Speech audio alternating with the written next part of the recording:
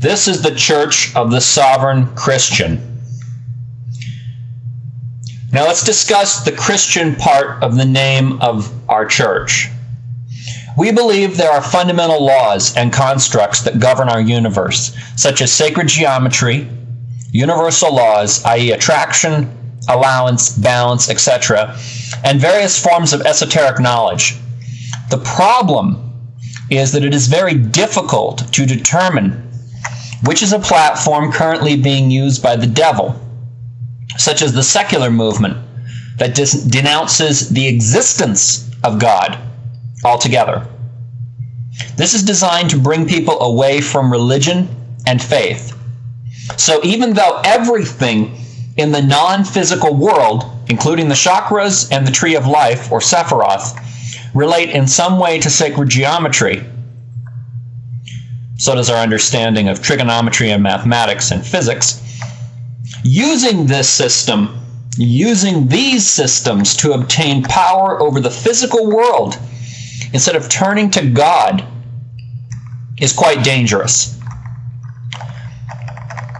So engaging in magic, channeling, the extraterrestrial agenda, the 2012 phenomena, the Law of One, the Great White Lodge, the New Age agenda, etc., walks a very dangerous line, as there's a distinct difference from knowing about something and attempting to use it.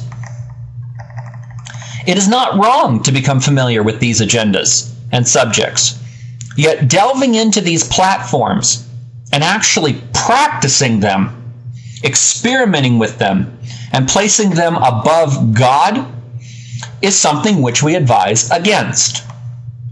Even though certain ideas may be positive and are highly uplifting, they can be used in ways they were not intended, such as nuclear power. They can be a Trojan horse, and we simply do not know what is in that Trojan horse. We recognize, however, that the sovereignty of all people to control their own spiritual evolution is what God intended. This is why we were given free will. We fully understand that some people must explore these things in order to come back to the same resting place, which is under God's protection. Thus, many, many people must walk through their own tribulation and experience things for themselves. We certainly did. However, we also choose not to endorse these perspectives or deeply engage them. We are more than happy to talk to you about them, as we know a lot about them. Yet we do not give them any authority over God. People often turn these things into false idols.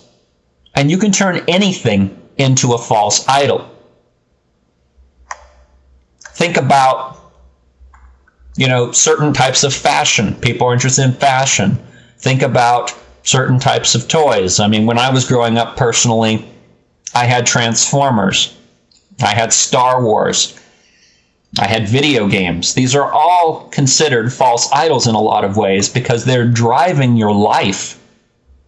They're things that you look forward to instead of looking forward to being with God. Nothing wrong with them, but this is a way to think about false idols. And people turn them and turn these things into false idols. It's how you use the thing that makes the difference. So why would we not endorse them, you may ask? A sovereign Christian believes in what is said in the Old Testament, and only in the books Matthew, Mark, and John of the New Testament in the Judeo-Christian Bible. We believe that God laid out a path to follow in the Bible, exemplified by Jesus in his words and deeds. And God never gave people a map to navigate the realm of God. You cannot play God because you are not capable. Most importantly, we see alternative perspectives of God in many religions, but we believe that Jesus Christ walked a path to heaven. We see no reason to ignore this path. No reason to, no matter how twisting the path may be and how uncomfortable it may seem. We know that this path does lead to heaven. There may be others, but we do not believe that we have the spiritual discernment to navigate those paths. We do not just say this from some simplistic, purist, black and white perspective of God. We say this because we have walked these paths ourselves, gone through our own tribulation, and our lives have been destroyed by doing so. Our lives were not just destroyed by people, but by very powerful entities who lied to us about having a great purpose. Many people right now are being lied to and are taking paths based on false instruction, which is destroying their lives and the lives of others.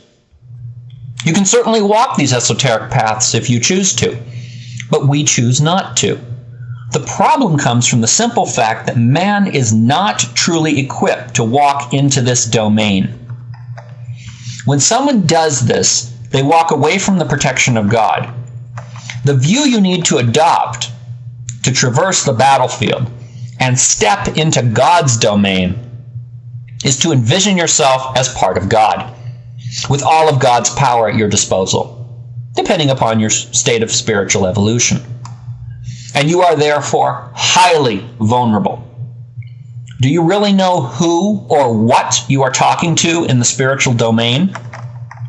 Is the alien you are talking to a demon in disguise? Not to say that there aren't aliens. Are you ready to play in the domain of God and the devil? We've come to know a class of spirits called denial spirits that feed off of compression and death, which can enter you when you lie, the equivalent of the devil and demons. Again, you certainly can play in this domain, but without calling on the protection of God, you are plugged into a light socket instead of a force greater than 1,000 suns.